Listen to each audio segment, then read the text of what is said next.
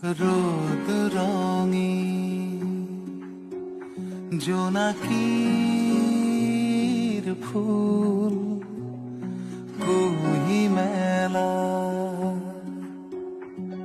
এপাহ জীয়া সপোন সোণালী সাধুৰ সতী ৰূপোৱালী পদত আঁকি যুগামি আমাৰ জ্যোতিৰ কাৰণ ৰং ধেমালিৰ মন কাহিনী চৌপাশে বিয়পা